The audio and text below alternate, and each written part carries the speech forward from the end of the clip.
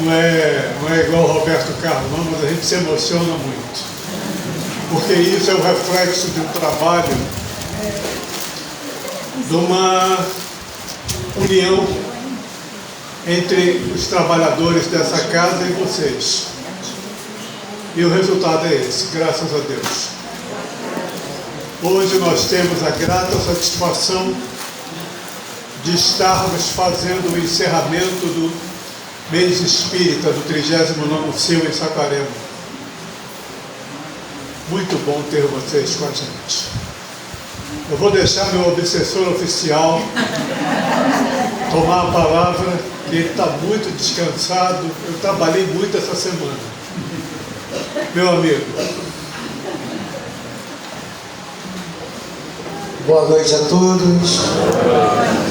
E que a paz de Jesus permaneça nos nossos corações na noite de hoje, aqui na casa de Francisco. Hoje temos como ele já colocou, a satisfação de estar recebendo todas essas casas para fazer o encerramento do mês espírita aqui no centro. Mas, como também tem alguns frequentadores que vêm durante a semana aqui e participam dos nossos estudos, vamos dar no início logo os nossos recadinhos. E lembrando que semana que vem, feriado. Dia 1º, né? Não tem. Então, essa semana está se iniciando. Às segundas-feiras, nós fazemos um estudo do livro ditado por Emmanuel, psicografado por Francisco Cândido Xavier, que é Vinha de Luz. Os nossos estudos durante a semana, todos eles são às 19 horas. Terça-feira vai ser você. Comigo.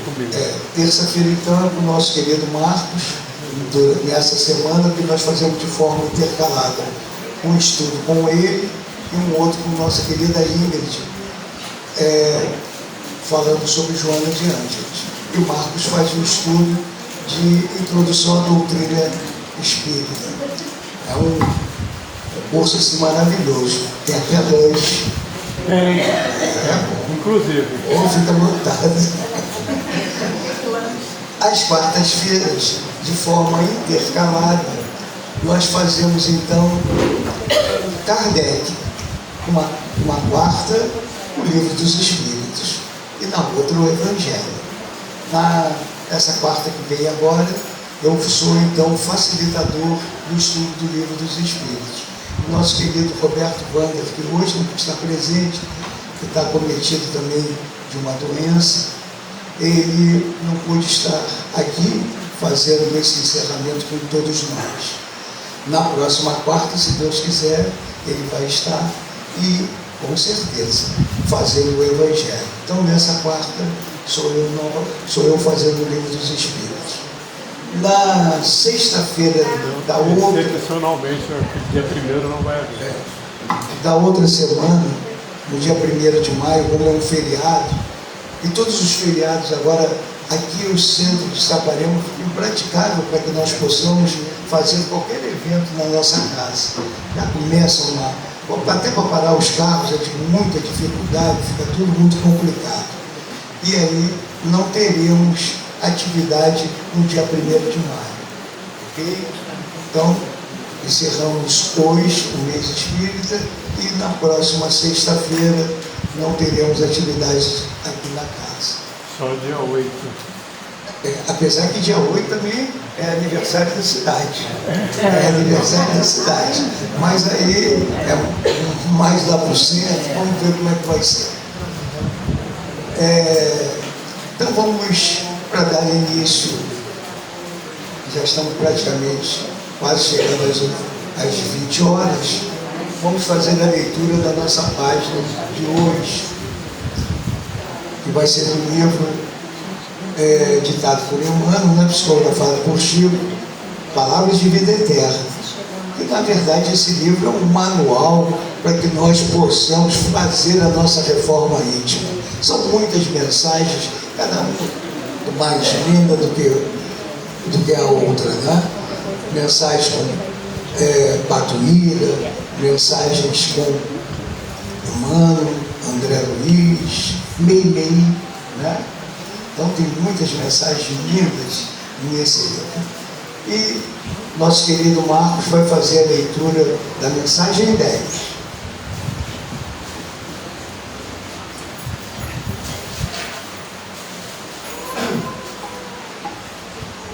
Não te deixes vencer pelo mal, mas vença o mal com o bem.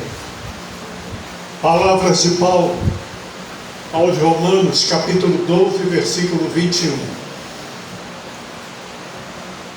Comumente empregamos a expressão guerrear o mal como se bastasse nossas atitudes mais fortes para exterminá-lo e vencê-lo. Sem dúvida, semelhante conceituação não é de todo imprópria, porque em muitas circunstâncias, para limitá-lo, não podemos dispensar vigilância e firmeza. Ainda assim, muitas vezes, zurzindo-lhe as manifestações com violência, criamos outros males a se expressarem através de feridas que apenas o bálsamo do tempo pode cicatrizar. O apóstolo, contudo, é claro na fórmula que precisa um verdadeiro triunfo. Não te deixes vencer pelo mal, mas vença o mal com o bem. Perseguir quase sempre é fomentar. O melhor processo de extinguir a calúnia e a maledicência é confiar nosso próprio verbo à desculpa e à bondade. O recurso mais eficiente contra a preguiça é o nosso exemplo firme no trabalho constante. O meio mais seguro de reajustar aqueles que desajudam ao próximo é ajudar incessantemente. O remédio contra a maldição é a bênção. Os antídotos para o veneno da injúria são a paz do silêncio e o socorro da prece. Por isso mesmo Jesus nos ensinou: amai os vossos inimigos, bendizei os que vos maldizem, orai por aqueles que vos maltratam e caluniam, perdoai 70 vezes 7. Ofertai amor aos que vos odeiam. Podemos, pois, muitas vezes combater o mal para circunscrever-lhe a órbita de ação, mas a única maneira de alcançar a perfeita vitória sobre ele será sempre a nossa perfeita consagração ao bem irrestrito.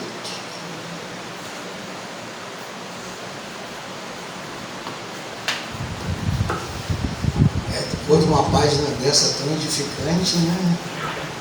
Vamos aproveitar toda essa energia, toda essa vibração que a Casa de Francisco nos proporciona, para elevar os nossos pensamentos ao nosso Pai, para fazer então a nossa prece inicial, dizendo então: amado e querido Mestre Jesus, em teu nome, mas acima de tudo, em nome dessa inteligência suprema, causa única de todas as coisas, que é o nosso Pai Celestial, nós, encarnados e desencarnados aqui presentes em tua casa, nesse farol de luz no município de Saquarema, a Casa de Francisco de Assis, queremos agradecer por mais esta oportunidade que estamos recebendo de poder escutar um pouco mais desta doutrina que nos conforta, que nos consola e que nos esclarece, nos dando a orientação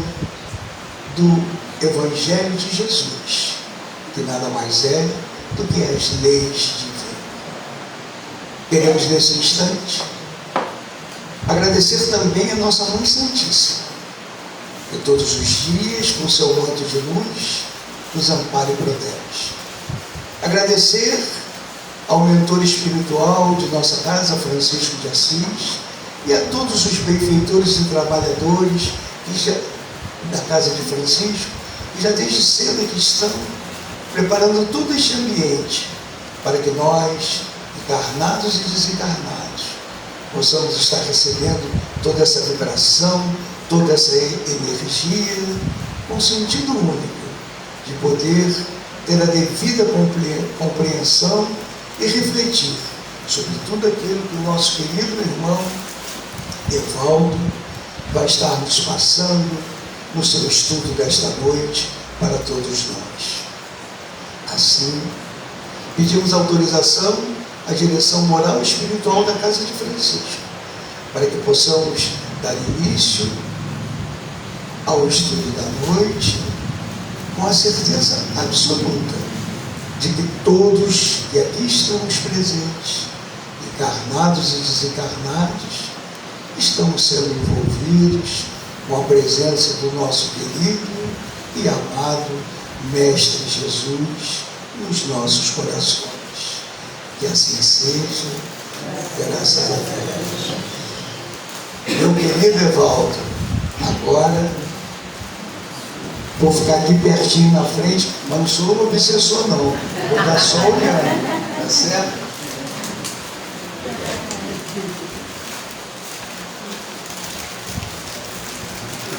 Que o olhar amoroso de Maria, essa mãe incansável das nossas jornadas, encontre abrigo nos nossos corações. Nós aprendemos há um tempo atrás com uma benfeitora, conhecida do movimento espírita já no plano espiritual, nossa irmã Marlene Nobre, que ela nos trouxe o pensamento popular que diz que água mole em pedra dura, tanto bate até que fura. E ela nos trouxe uma nova interpretação dizendo que o olhar amoroso de Maria, caindo gota a gota na dureza dos nossos corações, possa fazer um côncavo aonde esse amor encontre abrigo. E é um trabalho individual, porque Maria é persistente no amor. É aquela mãe que, diante das maiores torpezas humanas, ela está disposta a compreender, a perdoar, a amparar e socorrer.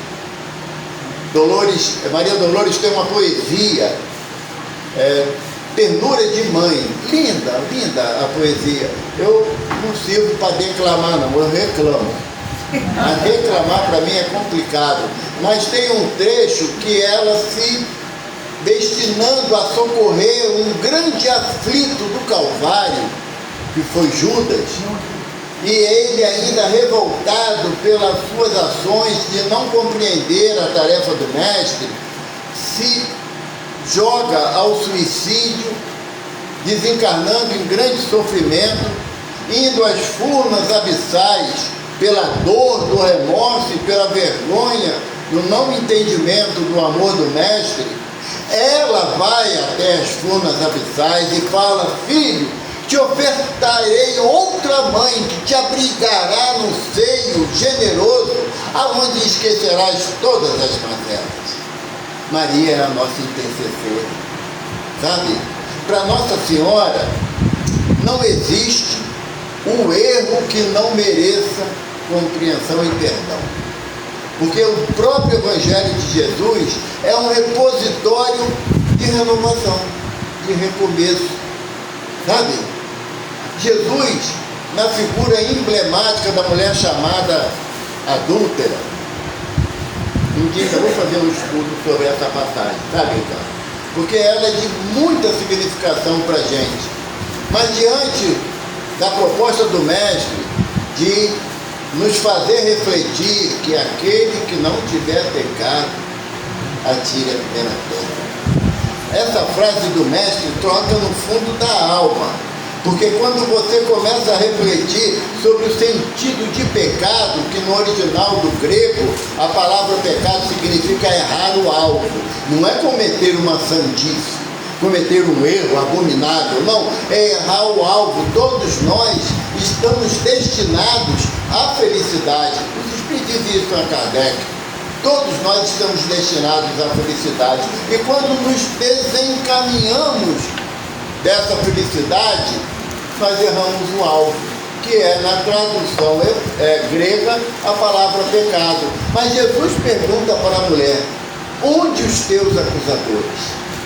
E ela, ainda cabisbaixa, esperando a reprovação do homem, diz: foram-se, Senhor.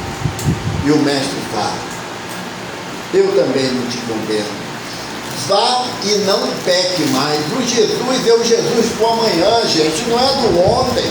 Não é do erro praticado que atola a nossa percepção na proposta de caminhar para frente. A casa de Francisco nos ensina a caminhar para frente. Francisco, atingido pela comoção da cidade de Assis, também ingressa na guerra, na violência contra o semelhante, e diante da prisão inevitável pela outra força que era superior, se vê encerrado numa masmorra. E lá ele ouve a voz do Senhor. Por quê? Porque Jesus não está preocupado com o erro de ontem. Não dá para mudar, o ontem já acabou. O mestre está preocupado com o amanhã. O que você vai fazer hoje em relação ao amanhã? A proposta da doutrina é uma proposta de renovação permanente, a exemplo do sol, que cada manhã nasce no horizonte, nos dando a alegria de continuar.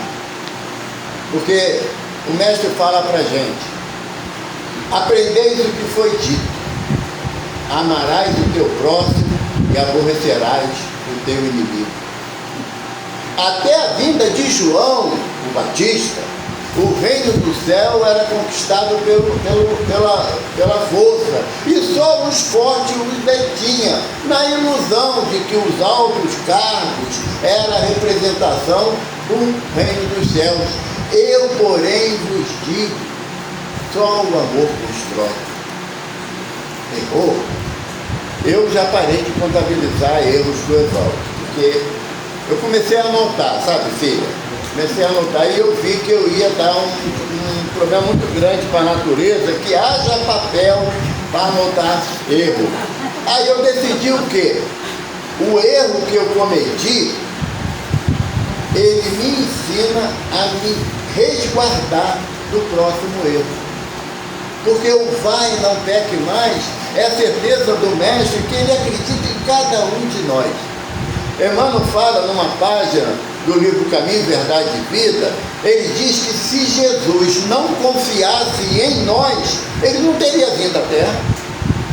Não teria. Nós procuramos, dentro das nossas necessidades e possibilidades, um emprego para ganhar com o suor do nosso rosto o pão de cada dia. Se o chefe, o patrão não confiasse na gente, ele não ia contratar a gente. Não, isso aqui vai ser um péssimo funcionário. Não quero nem perto da minha empresa. Não, a demonstração de que Jesus confia em nós é que ele veio. Ele vestiu um corpo de carne, enfrentando as vicissitudes da vida material, entendendo o sofrimento do homem que ainda não conhece as belezas do reino do céu. A finalidade da doutrina espírita, da doutrina dos espíritos, é como fala Jesus na última ceia para os discípulos: se amais, guardais o meu mandamento. E eu rogarei o Pai, e ele vos enviará um outro Consolador, que relembrará o que eu disse e vos fará compreender aquilo que estava obscuro. É a doutrina espírita, não por questão de exclusividade, de superioridade, nada disso, nada disso. A única certeza que eu tenho é que na palavra do amigo do Ricardo, Raul Teixeira, ele diz pra gente que ser espírita não é para quem quer, é para quem aguenta. Porque diante dos ensinamentos que a doutrina nos oferece, vai tirando de nós aquela frase tão costumeira para justificar os erros. Eu não sabia. E nós sabemos. Nós sabemos. Eu sei da importância de amar o próximo como a mim mesmo. É fácil? Não. Ninguém disse que seria. Ninguém disse. É muito difícil. Lá na nossa casa, Centro Espírita Casa do Caminho, Chico Xavier, lá em Jacarepaguá, quem quiser estiver passeando por lá, fazer uma visita, Edgar Werneck 929. Nós temos um trabalho lá no primeiro e terceiro domingo de tratamento espiritual organizado pelo espírito Dr. Herman. E todas as vezes que alguém chega perto dele, cadê Marco? Sabe o que ele fala quando alguém fala para ele? Doutor, é muito difícil. Sabe o que ele fala? Difícil é a desculpa do preguiçoso. Então, quando você chama o Ricardo de obsessor, você é preguiçoso, você não quer amar ele, para que ele se modifique, entendeu? Leva! Eu falei que eu ia te ajudar, tá? Levou o cano. Não vai levar o cano. Não, agora não tem problema, não, mas você já ficou na vergonha para todo mundo. Porque nós temos. Isso, tá vendo? Isso aqui é caridade paga. É caridade paga. Quando nós colocamos muitas das vezes as dificuldades nas nossas percepções, é que nós nem sequer tentamos realizar, mudar. Sabe? A proposta do nosso. Eu não posso deixar isso perto de mim, mas nem com real forte. Não, ele derruba. Eu fiquei de água no bebedouro, derrubei. Imagina aqui nesse copinho aqui de mim, Deus me livre, quero não. A proposta do tema da noite de hoje, que fez parte da Comércio desse ano, né? A fé move, está aqui. A ação cristã abraça e transforma. E eu, refletindo sobre o tema, busquei muitas orientações acerca do tema e eu já estava quase tudo delineado. E eu costumo dizer, cara, que esse negócio de escutar espírito tem hora que atrapalha. Vem, então é uma encrenca danada, que aí você não pode mais ficar naquela, não sei, não vi, não entendo, não dá para falar mais isso. E eu preparando, eu até falei com a esposa hoje de manhã, eu preparando tudo bem alinhavado, eu falei, tá tudo jóia. Aí chegou um irmão e falou assim, por que não vamos falar desse ângulo? Não estudei, mas dá tempo. Dá tempo. E o que foi a proposta do irmão que nos orientou de forma bastante consciente? Por que nós estamos encerrando hoje na linda cidade de Saquarema? O mês espírita. Existe espiritismo sem Kardec? Não. Impossível. Impossível. O conceito da doutrina que estabelece a comunicação entre o plano espiritual e o plano material é tão antigo quanto o homem, sem sombra de dúvida. A possibilidade do intercâmbio através da mediunidade, uma palavra também criada por Allan Kardec, nos traz hoje o entendimento e o compromisso de que mediunidade ela só pode ser exercida à luz do Evangelho de Jesus. Fora do Evangelho, Emmanuel afirma categoricamente que é mediunismo. No livro O Consolador, Emmanuel diz que mediunidade sem Evangelho é mediunismo. E a nossa proposta é que através da mediunidade eu possa, aplicando o Evangelho na minha vida, não é na vida de ninguém, é na minha, eu comece o meu processo de transformação, meu processo, como o Ricardo falou no início, de reforma moral. Toda vez que a gente fala em reforma, a gente pensa numa casa velha, não é? Que precisa de reestruturação pelo perigo de desabar, e o que não é reforma no sentido da alma imortal que nós somos.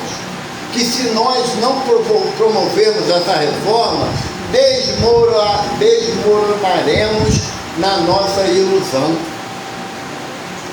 Eu gosto de falar uma situação que o nosso benfeitor Divaldo Pereira Franco falou quando ainda no plano material. Ele diz que em determinado momento Dr. Bezerra, numa psicofonia, ele falou que ele, Bezerra, a pedido de Maria, solicitou a Eurípides de Barçanufo, que dirige o Hospital Esperança, um plano espiritual, que reservasse algumas enfermarias com uma quantidade de leito não inferior a 2.000 para abrigar espíritas enlouquecidos. O que significa? Que nós viemos à casa espírita Passamos o ano todo estudando Kardec, o Evangelho, e não mudamos uma vírgula do nosso conhecimento, do nosso entendimento. Eu brincando, eu costumo dizer que a palavra mais difícil para um homem pronunciar é me desculpe, estou errado. As mulheres, espíritos mais avançados, moral e intelectualmente do que os homens, tanto que eu falo que o meu desejo sincero é que a Terra seja comandada pelas mulheres, porque pelos homens já deu o que deu. Não é? Aproximadamente 20 mil anos que o homem está no comando do planeta, está nisso aí que a gente está vendo. Tá? Então deve as mulheres tomarem as cordas do progresso da humanidade. Homem, você pega, eu até falei isso outro dia, sabe, cara? Você pega um papel e escreve aqui, letra grande, Trypanosoma crucis, que é uma bactéria. O homem lê rapidinho, com facilidade. Paralelepípedo, também lê. Coloca a palavra desculpe, engasga. Aí fica vermelho, fica. Por quê? Porque é muito difícil vencermos o orgulho de entender que erramos e erramos feio e com uma recorrência constante. Como eu erro e erro feio recorrentemente, eu não posso me atribuir como espírita. Porque o que diz o Sr. Allan Kardec no Evangelho? O verdadeiro espírita é o que promove a sua transformação moral e pelo esforço que emprega em domar as más inclinações. Pelo esforço que emprega em domar as más inclinações. Síndrome da Gabriela não serve para o espírita. Nasci assim, cresci assim, vou morrer assim, vou voltar para o umbral assim. Entende? Sabe? A proposta é de renovação. Então, nessa proposta de renovação, eu estava analisando, mediante a orientação do que o irmão me passou, a fé que move de Hippolyte Léon Felizardo Rivarol. Um homem de uma inteligência incomum, nível máximo de conhecimento em ciência, né? Química, física, biologia, matemática, língua francesa, falava 5 idiomas e entendia perfeitamente mais 2 idiomas. Ele tinha uma convivência com a nata da sociedade parisiense, científica, de respeito mútuo. Eu falei no outro dia, Paris até hoje é considerada a cidade das luzes. E aí, lógico, na minha dificuldade, eu entendia que era em relação à iluminação pública, que era muito bonita, né? Já na época de Kardec, já estava começando a iluminação a gás, mas era a cidade das luzes pelas mentes brilhantes que viviam a época, no século XVIII, XIX e início do século XX, em Paris. E dentre essas mentes brilhantes, o senhor Hippolyte Léon Felizardo Rivarol era uma dessas mentes brilhantes, compreendendo que a necessidade da educação, que é o móvel que transforma as pessoas, é pela educação. E nesse sentimento de educação, o senhor Rivarol, ele escreveu várias obras pedagógicas. Na pesquisa que eu fiz em outro momento sobre o professor Rivarol, ele, em 1835, ele criou uma didática pedagógica da língua francesa, que permaneceu em atividade nas escolas francesas até 1980. Tamanha a perfeição da condução pedagógica da alfabetização da criança. E para que ele pudesse, um mestre acadêmico, para que pudesse provar as suas teorias pedagógicas, o que o senhor Rivarol fez? Foi dar aula de alfabetização, foi alfabetizar a criança, unindo um método de Pestalozzi com o método de Rivarol. E nós falamos isso várias vezes. Você vê uma foto de Kardec, né? Já conhecido como Kardec, sisudo. E a gente avalia o outro pela nossa ótica, a palavra de Kardec era o quê? Ignorante, bruto. Não, a época dele, rir em público era vexatório. Era você se nivelar ou com um louco ou com embriagado. Então não podia rir em público. Mas quando você vai pesquisar a biografia desse homem, você vê que ele, para ensinar a gramática inicial da língua francesa, ele sentava no chão com as crianças. Na cultura pestalozziana, ele se igualava à criança para que a criança pudesse aprender com ele. Não era incomum chegar na sala de aula do professor Rivaio e ele estar deitado no chão para explicar às crianças o que olhar para cima. E o consideravam um louco, que saía da cátedra do professor para se igualar ao aluno, mas assim que ele aprendeu com Pestalozzi, assim que ele aprendeu a cativar as crianças pela igualdade de interesse que a criança precisa. Analisa, faz um teste depois. Quem tem filho pequeno, sobrinho, neto, fala com ele em pé olhando para baixo.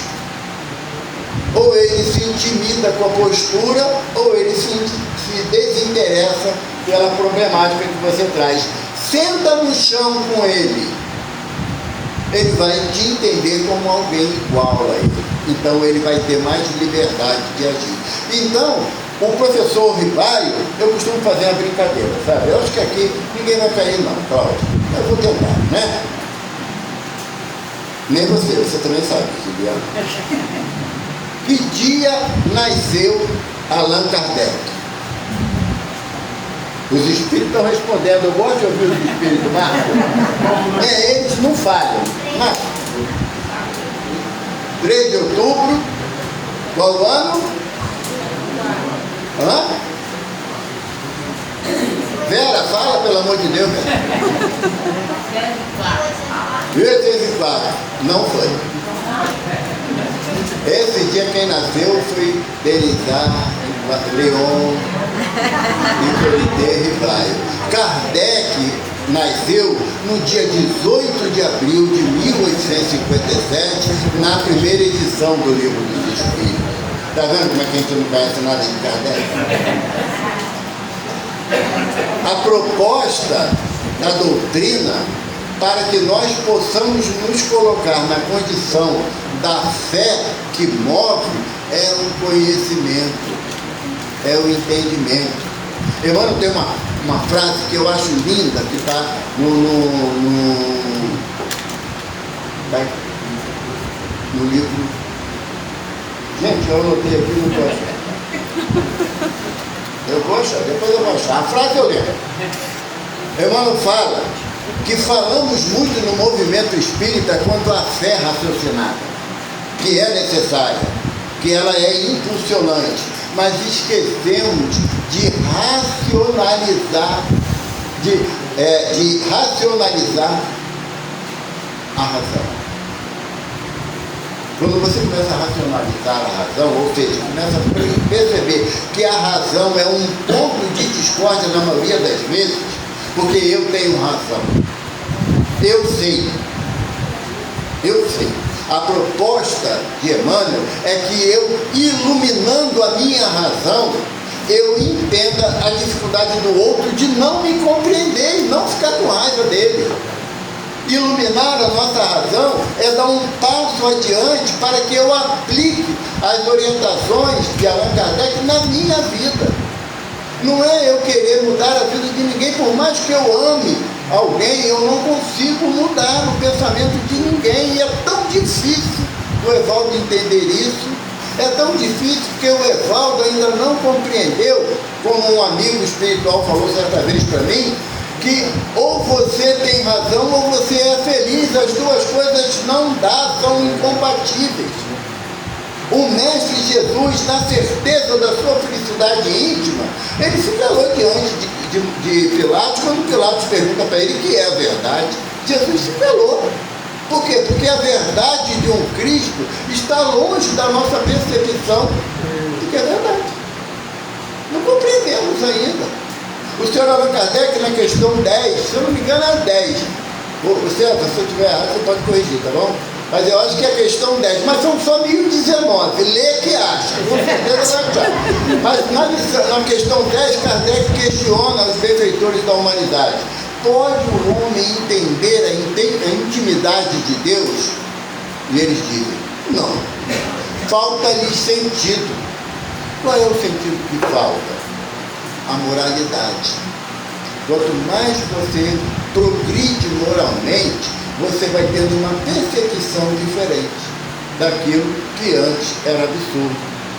Se alguns anos atrás falassem para nós que nós estaríamos numa sexta-feira, semana de feriado, na casa espírita, 8 horas da noite, escutando um cara chato falar, você vai dizer, é ruim, hein?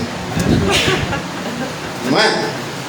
Hoje vão ter risco de vocês, culpa do Ricardo, e do Marco também, mas vão ter risco. Então, a proposta de progresso moral está estabelecida na busca da felicidade. E isso é tão gritante na gente que Kardec também questiona aos benfeitores se o homem pode almejar ser feliz aqui na Terra. E eles dizem, não.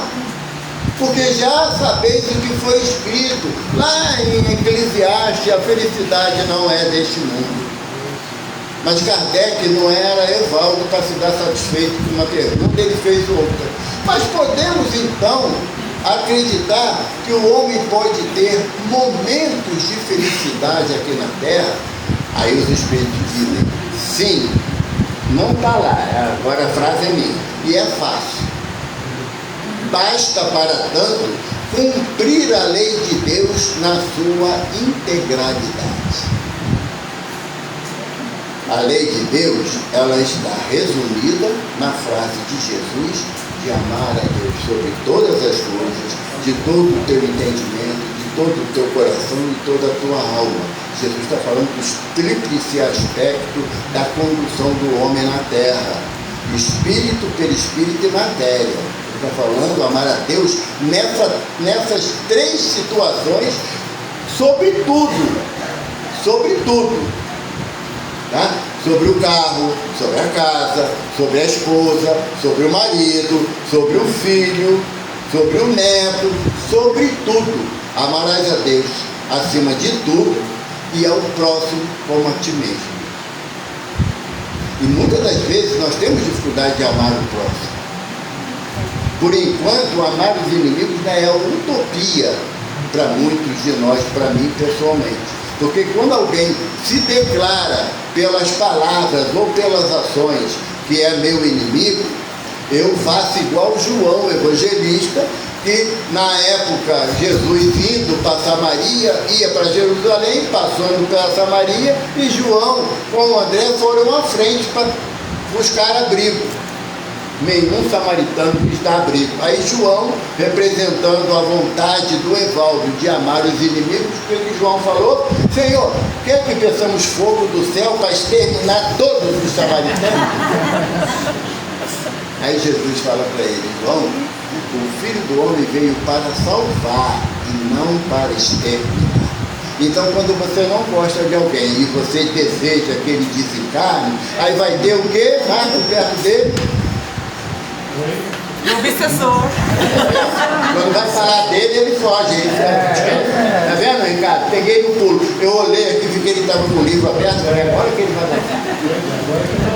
Eu sou mesmo. Porque o que faz com que eu não reconhecendo o direito do outro errar, e eu o pulo por isso na minha visão, eu crio uma inimizade.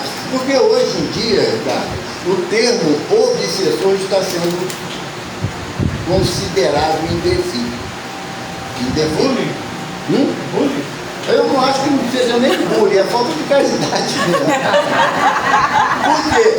Porque o adequado é você chamar de irmão incompreendido.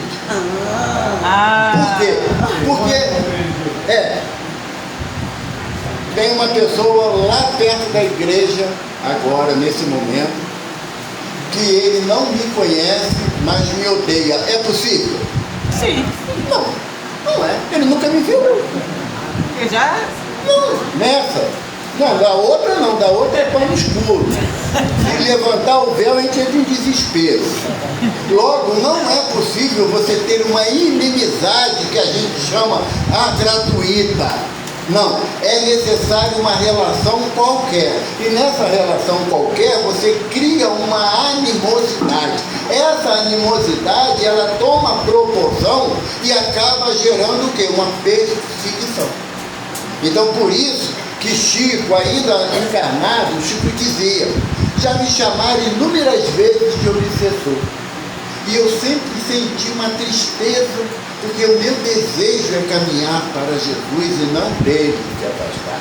Então, quando a gente, mesmo entendo, claro, evidentemente, que não é brincadeira o caso do Ricardo, é verdade, mas vocês estão dentro da casa espírita para aprender a se amar. Né? Então, aí Chico disse: o mais adequado é um amigo incompreendido. Por quê? Porque não existe a possibilidade do ódio gratuito. Você está passando aqui na rua, alguém olhou para você, não gostei. Mas por quê? O que ele te fez? Nada, mas não gostei. Não, isso não acontece com muita constância. Então, se você tem uma relação que causou uma inimizade, é um amigo incompreendido.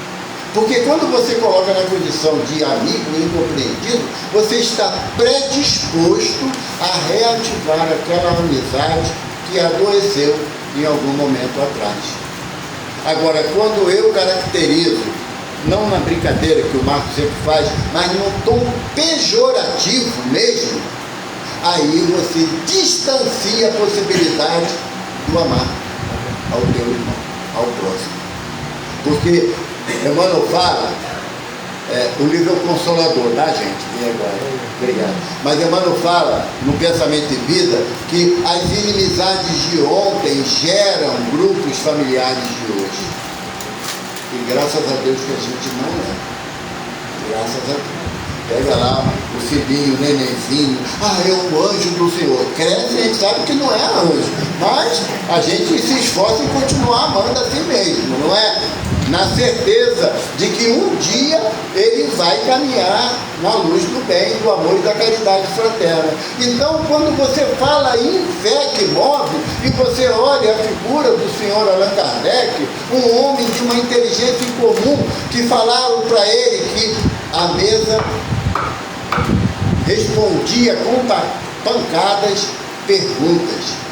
Se ele não tivesse fé na ciência, ele não iria na casa de Madame Clemenceau a primeira vez para ver os fenômenos das mesas girantes e da tipologia ou semantologia, né, dependendo do fenômeno. Ele foi e entendeu que aquilo dizia algo a respeito de um assunto que não era pesquisado.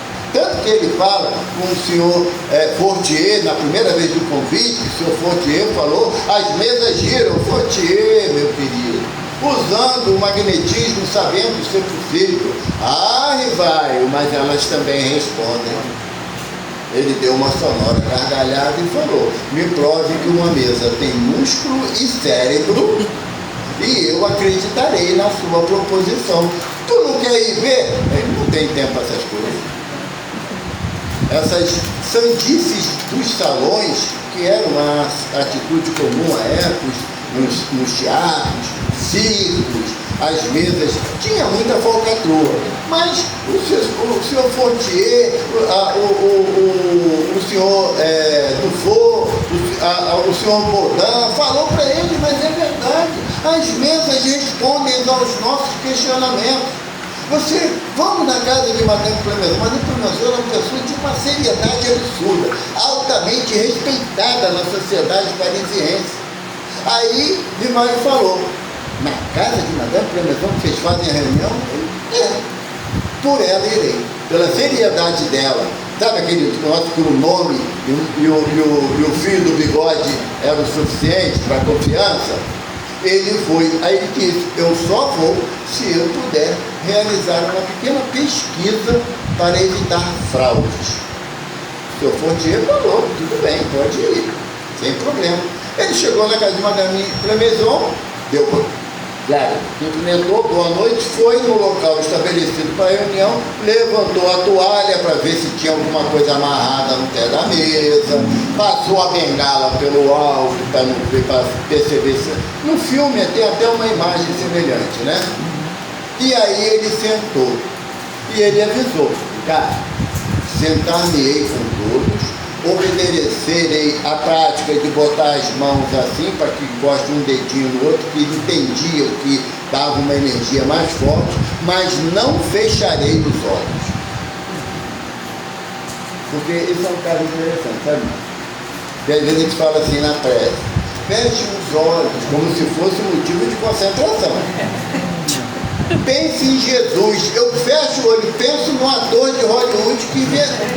Porque não tem a imagem de Jesus, aí então complica mais o Evaldo. Pense em Deus, tá bom, eu penso naquele velhinho barbudo, sentado no trono, e na minha versão tinha um raio na mão. Quando você está já um raio em cima da cabeça do faltoso. Eu julgo que para o Evaldo é assim, pense na criação de Deus. Aí eu vou lembrar de uma flor, um passarinho voando, não é? Uma coisa que eu acho linda também, uma baratinha andando. Criança sorrindo. Uma criança sorrindo, um ratinho quietinho, olhando para você na cozinha. São filhos de Deus. Tá bom? São criações de Deus. Eu gosto de exagerar. Entende? Mas, para mim, é mais fácil eu relacionar o meu pensamento na hora da prece na natureza, que é uma criação divina, do que quando eu fico tentando montar um quadro mental de Jesus, acabou a prece. Eu não prestei atenção em nada.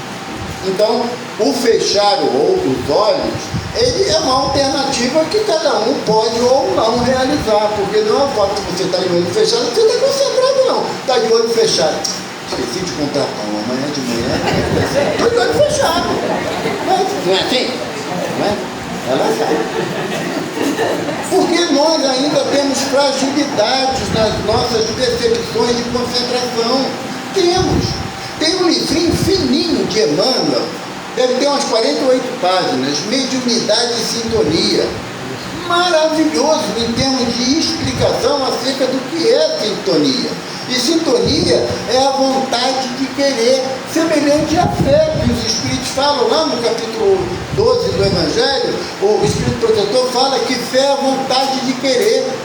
Quando o senhor Allan Kardec percebeu que a mesa não tinha nenhuma falcatrua e que ela realmente inclinava-se, elevava-se, ou então já no alto ela caía espatifando no chão, e não era mesinha de centro, era mesa de jacarandá, antiga, aquela da casa da vovó, que sentava todo mundo ao entorno. Então ele percebeu que existiam forças superiores que ele ainda não tinha tido contato nem conhecimento. Apenas um homem de fé continuaria nessa proposta. Uma fé inabalável, porque quando ele pergunta aos espíritos, todo mundo queria saber se ia casar, se ganhar na loteria, se tinha alguma joia escondida da família que ele pudesse achar. Sabe qual foi a primeira pergunta do professor Rivalho? Quem são vocês? Não é quem, é que são vocês. E através das pancadas, os espíritos respondem: somos espíritos de homens que viveram na sociedade terrena. Descortinou para ele uma infinidade de possibilidades. Ele entendeu que a fé estática não realiza nenhuma ação cristã. E a maior ação cristã que seu Kardec realizou para a gente foi a codificação, que ainda é muito pouca estudada no movimento espírita. Um irmão chamado Alberto Almeida, lá do estado do Pará, palestrante muito conhecido no Brasil, ele tem uma frase que ele diz que Kardec é o ilustre desconhecido do movimento espírita. Porque o espírito só quer saber de fenômeno, sabe? Eu venho aqui no centro, quantas vezes você já respondeu, aqui recebe carta? Não, mas não pergunta? Me pergunta, lógico. Eu posso falar, ver o Espírito, falar com o Espírito? Pode, vem cá, fala comigo. Eu sou Espírito, você também. Entende? Kardec propõe a gente a uma ação contínua de raciocínio, sabe? De um estudo permanente, porque à medida... não, você pega o livro dos Espíritos, mostra... Já li, conheço tudo. E não faz por quê? Não aplica por quê? O livro dos Espíritos é dividido em 4 partes. A primeira parte está na Gênese. A segunda parte, livro dos Médiuns. A terceira parte, no Evangelho segundo o Espiritismo. A quarta parte, no Céu e Inferno. Você ainda tem o que é o Espiritismo, tem o livro Viagem Espírita de 1862, você tem a Revista Espírita, que Kardec começou a editar no dia 1º de janeiro de 1858 e parou no dia que ele desencarnou, 31 de março de 1869. Durante 11 anos, ininterruptamente, ele publicou mensalmente a Revista Espírita e é uma ilustre desconhecida também no movimento espírita.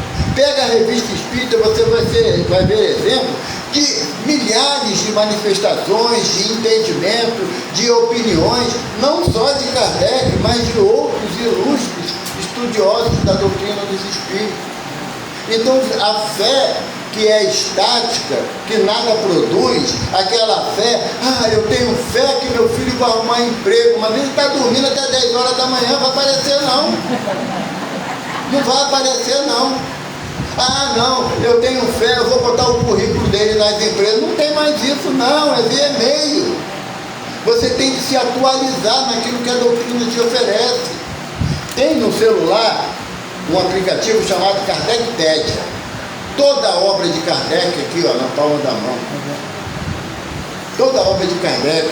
Quer dizer, não tem desculpa de dizer que o livro é grande e que pesa na bolsa. Tá bom?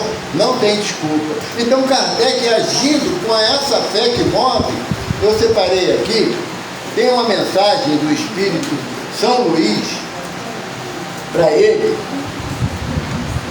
que São Luís fala para ele assim: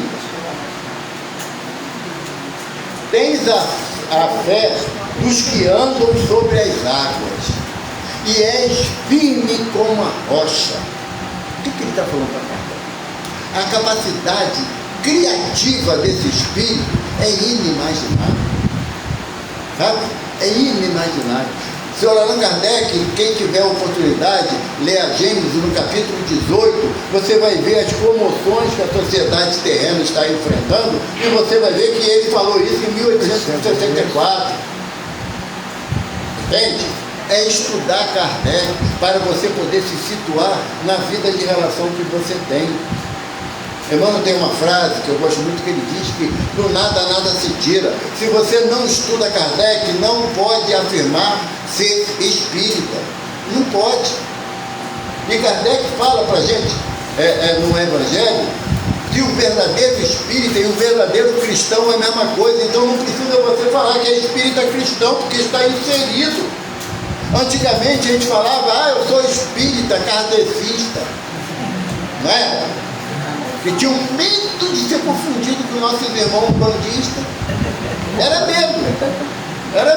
Os nossos irmãos bandistas, eles são espiritualistas. Como o candomblessista é, o católico é, o espírita é espiritualista. Mas só que o nosso conceito de orientação nessa existência é a doutrina dos espíritas. Não é a doutrina dos espíritas, não.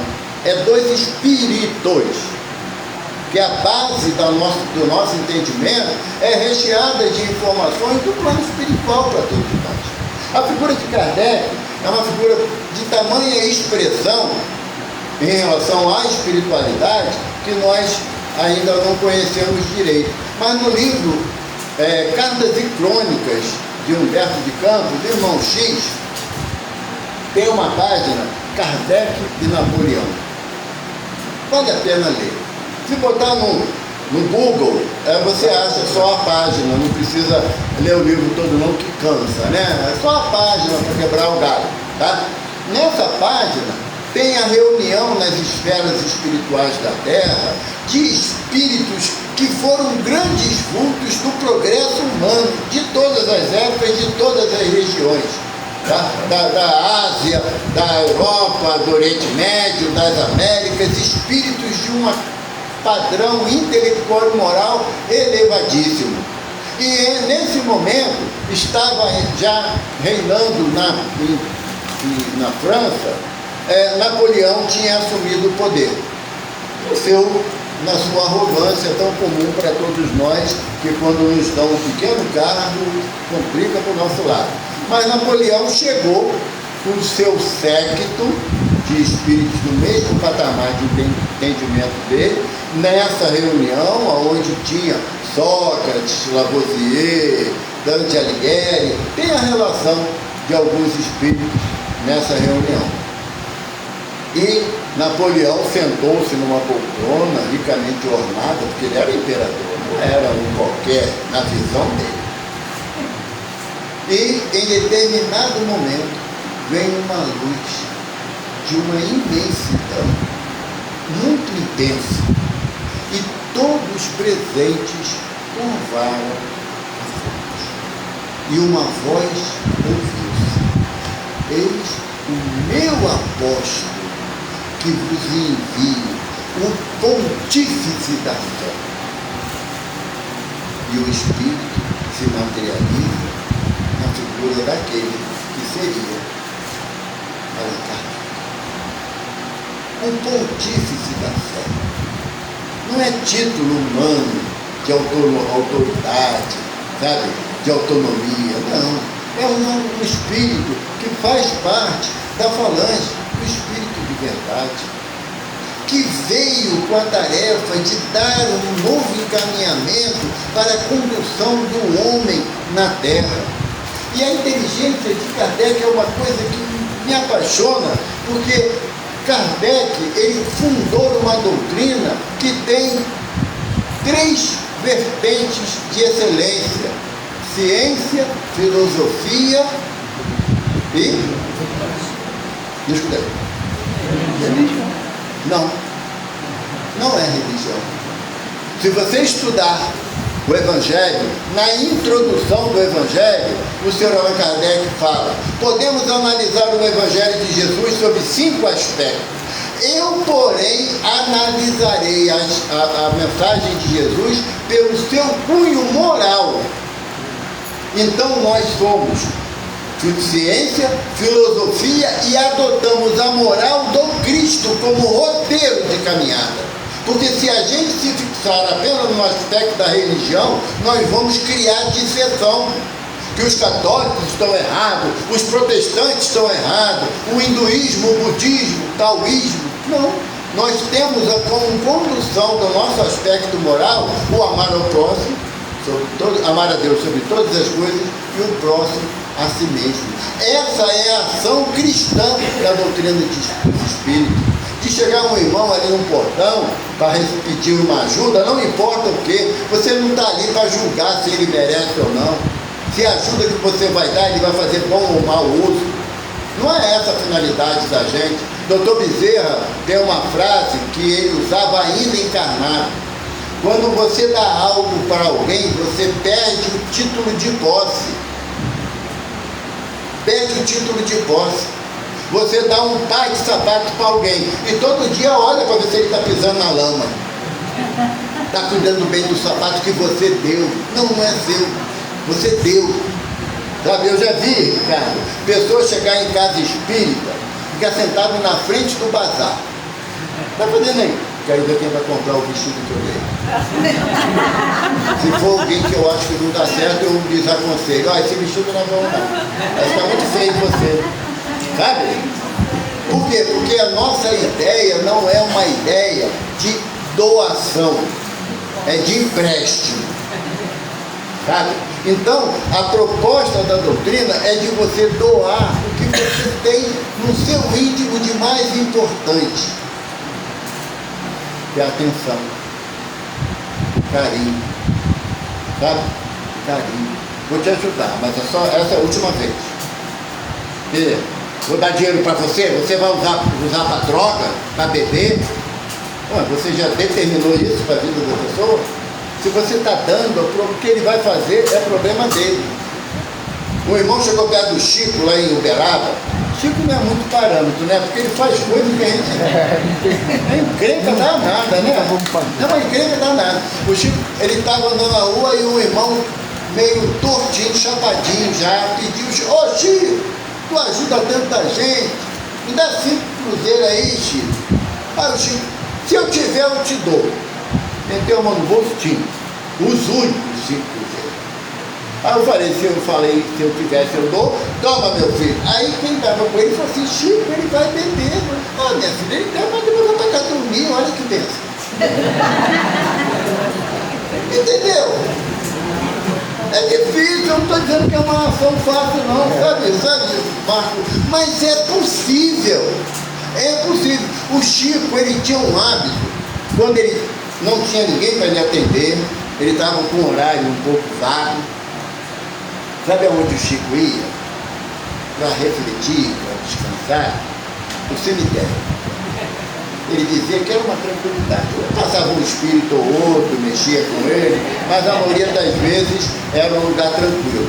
E ele relata que ele estava lá no cemitério, sentado lá num túmulo, né, refletindo sobre uma página que ele tinha recebido de Emmanuel, e ele sentiu um cheiro forte de cachaça. Muito forte mesmo. E ele olhou para o lado e viu um espírito, cambaleando, bichinho de bêbado. E ele falou assim, o espírito veio para ele e falou assim: oi, Chico, eu posso sentar aí do seu lado? O Chico falou: pode, meu irmão, senta aqui do meu lado. O Chico tinha uma particularidade, sabe? Você podia ter um bafo de leão, ele não virava o rosto. Ele falava com você na mesma atenção que você tivesse aroma de rosas na boca. E aí o irmão sentou do lado dele, sabe, aquele que a gente chamava antigamente, né, de pudim de cachaça, né? Fedia muita cachaça. E ele falou assim: Chico, fica triste com o meu cheiro não.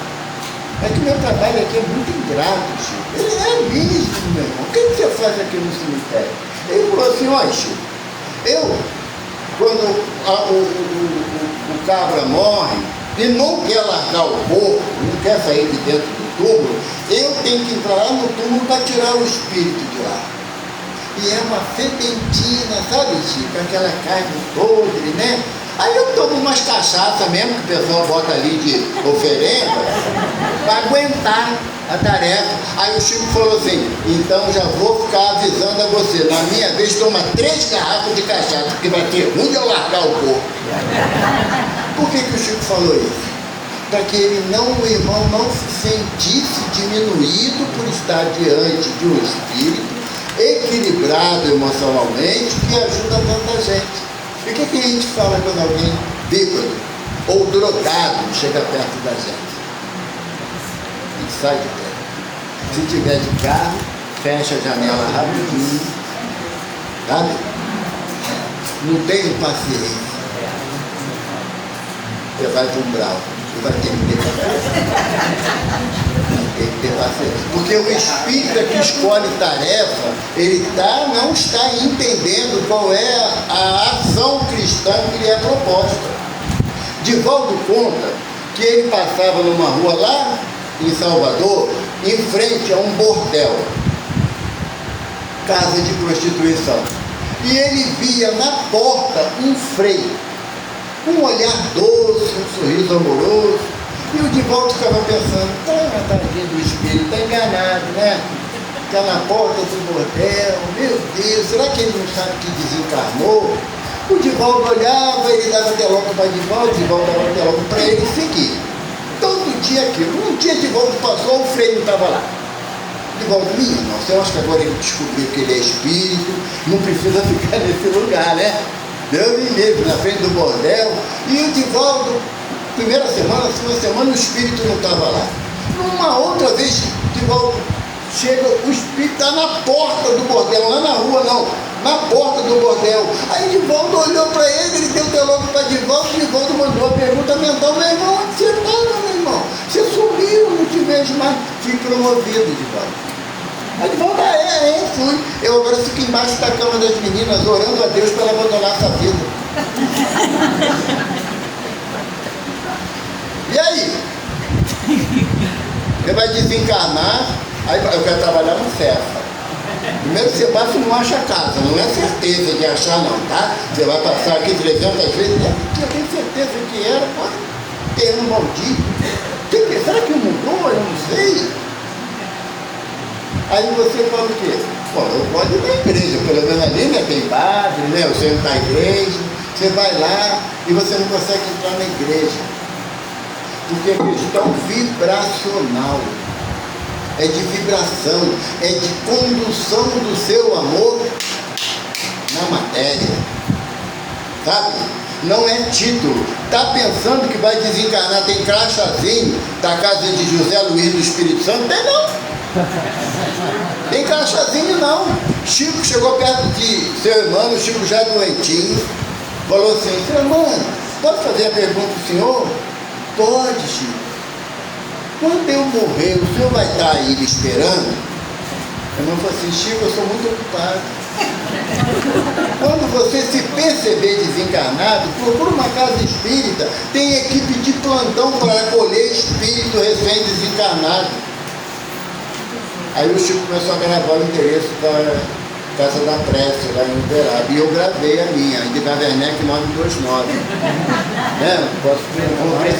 Vou precisar. Só que tem um detalhe, Emmanuel falou assim para o Chico: quando você se perceber desencarnado, e não é automatismo, os olhos do corpo cerraram, você desperta, opa, sou espírito, agora vamos. Não é assim não. Se você não tiver uma atividade de ação cristã aqui na plano material, você não se transforma. Você repetirá ações. A transformação que o tema nos pede é a transformação da nossa conduta. O senhor Kardec, isso está lá em Obras Póstumas, passando um perrengue, Marcos, porque ele perdeu o emprego, ele não conseguia mais dar aula, não tinha facilidade de ter alunos particular, ele era sustentado pela Doce Gabi, pela Amélie Gabriele Boudet. Ele era sustentado por ela. Naquela época já era vergonhoso. Hoje em dia nem todo mundo tem vergonha disso não, tá? Tem muito marmanjo aí achando legal a mulher sair para trabalhar e aposentado que nem eu fica lá. Ela deitada. Mas ele muito triste pelas dificuldades, e estava chegando a hora de ele mandar imprimir uma nova edição da Revista Espírita. E aí ele sente uma vontade de conversar com São Luís. Ele não tinha a possibilidade da mediunidade de evidência nem de audiência, mas a intuição desse espírito é uma coisa absurda. Uma coisa absurda. Aí o que ele faz? Vai na casa do senhor Bodin. Chega lá, o senhor Bodin não estava, que era a mãe das meninas Bodin. Aí ele vai na casa da senhorita Jafé. A senhorita Jafé é uma jovem, na época, encalhada, né, com 30 anos, tinha casado. É muito infeliz ela. A senhorita Jafé tinha uma percepção psicográfica absurda, ela era médium mecânico. E o senhor Kardec pergunta a ela: seria possível você obter uma resposta da espiritualidade, em particular para mim? E ela falou: senhor Kardec, eu vou estar em concentração.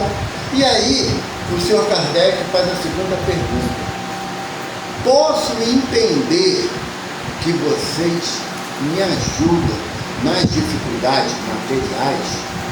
O espírito de São Luís responde assim: se não te ajudássemos, como provar que te amamos? O amor da espiritualidade não é para a gente acertar a mega sena da virada. Não é para ter um emprego muito bom e não fazer nada. Não é isso. É para que nós, ao acordarmos todo dia de manhã, eu senti que eu tenho a mão amiga e amorosa da espiritualidade me impulsionando para frente. Sabe? Que, como fala Paulo de Tarso, mesmo de joelhos desconjuntados, levantem fé. A proposta do Evangelho na nossa vida, da codificação na nossa vida, é servir ao próximo. É distanciar do egocentrismo que vai essas coisas são perigosas, sabe? Os espíritos, foi os espíritos que esbarraram. Mas a proposta da doutrina é que a gente renove o nosso íntimo. Eu amo as minhas filhas, amo meus netos, amo a minha esposa, mas não mudo uma vírgula, não mudo o cabelo dela, quanto mais uma ação. Agora, eu posso mudar o meu comportamento a hora que eu desejar. Eu posso. Aí a doutrina vai me transformar, como fala Paulo, né? Quem aceita Cristo como Senhor e Salvador, nova criatura é. Não é que o passado foi apagado, não. O passado, como falam os benfeitores, pede renovação de conduta. Pede renovação de conduta. Mas para que eu possa, a minha fé, movimente as minhas ações na prática da caridade, eu tenho que transformar, deixar o homem velho lá atrás, sabe? Aquela pessoa que é arrogante, prepotente, orgulhosa, egoísta. Não há. Uma vez um benfeitor falou para mim: meu filho, quem transformou água em vinho foi nosso Senhor Jesus Cristo. Se você quiser tomar vinho, você tem que plantar o caroço da uva, esperar brotar, a parreira subir, dar cacho de uva, rezar para ser uma uva boa, não é? Amadurecer, tirar, ó, pisotear 1 litro de vinho, você precisa de 48 cachos de uva. Mas tem que deixar para fermentar ainda. Leva em média 15 anos. Então você não vai mudar da água para o vinho de um dia para o outro, é ilusório. Mas eu posso a cada dia regar a semente, porque Jesus fala para a gente, se a nossa fé for como um grão de mostarda, não do tamanho de um grão de mostarda. A frase certa é como um grão de mostarda. No Evangelho de Marcos ele diz que bem regado e adubado crescerá, porque lá no Oriente Médio a mostarda é uma árvore, não é uma hortaliça. Crescerá, será uma árvore frondosa, que lá chega a 5 metros de altura, e que nos seus galhos se abrigarão os passarinhos. E aí o benfeitor falou, sabe quem são os passarinhos que podem se abrigar na árvore da nossa fé? Os irmãos que bateram a nossa fé. Graças a Deus.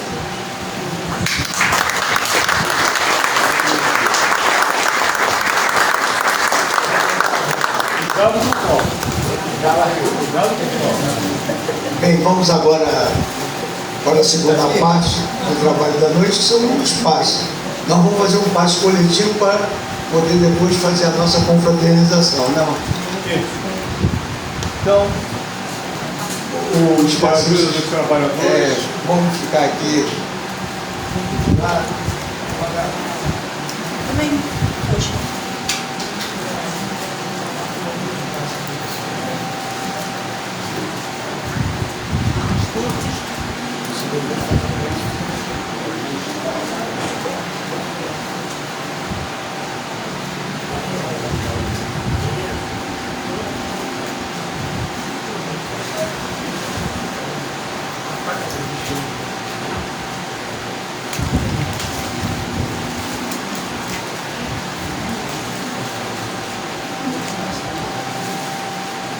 João.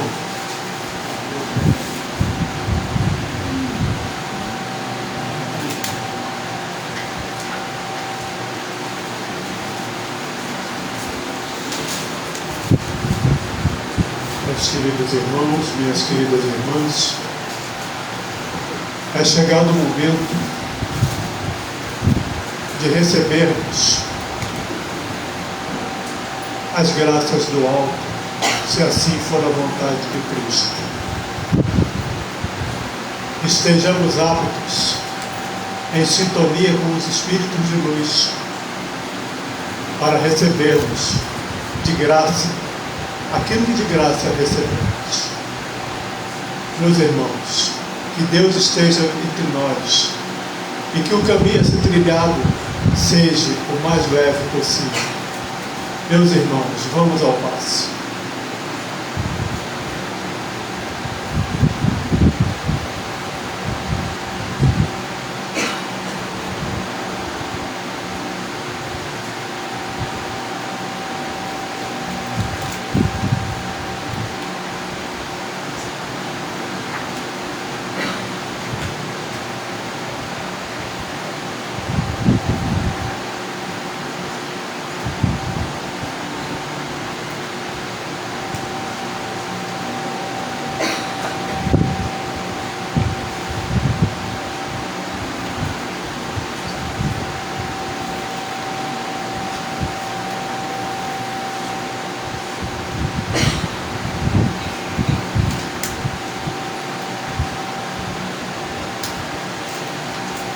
Abençoado seja aquele que participou desse momento em união com as forças divinas emanadas dos nossos trabalhadores.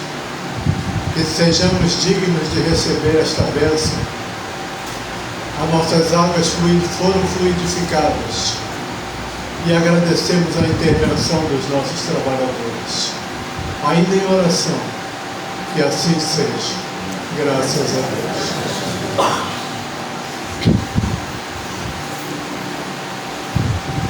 Para terminar, então, o nosso querido Evaldo vai fazer a nossa prece final.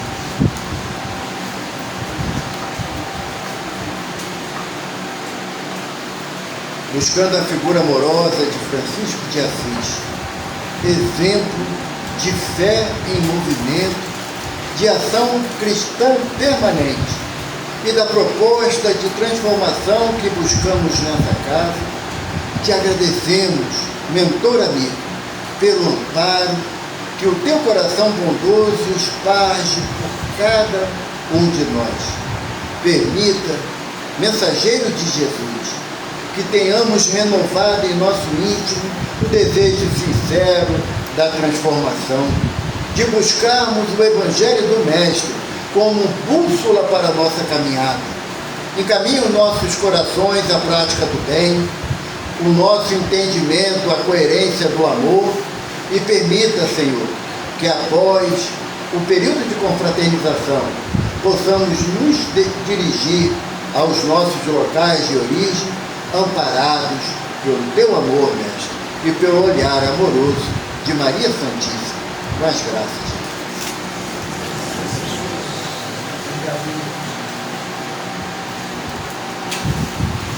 Hoje Não vai ter Ana Maria Braga. não tem Ana Maria Braga. Mas hoje tem um coração transbordando de alegria com a palavra orgulho do nosso trabalho. Meu, do Ricardo, do Roberto, de todos vocês que contribuíram para que esse desfecho acontecesse assim. Cada um que nos ajuda, cada um que contribui com o seu trabalho, com a sua colaboração, o nosso muito obrigado. Que vocês continuem sendo para a gente esse estímulo de continuar a caminhada que apenas estamos começando. Essa casa não tem uma direção, tem um corpo de pessoas que vivem e querem fazer do Evangelho um caminho cada vez melhor. Muito obrigado e que vocês estejam protegidos por Deus ontem, hoje, amanhã e todo sempre. Que assim seja.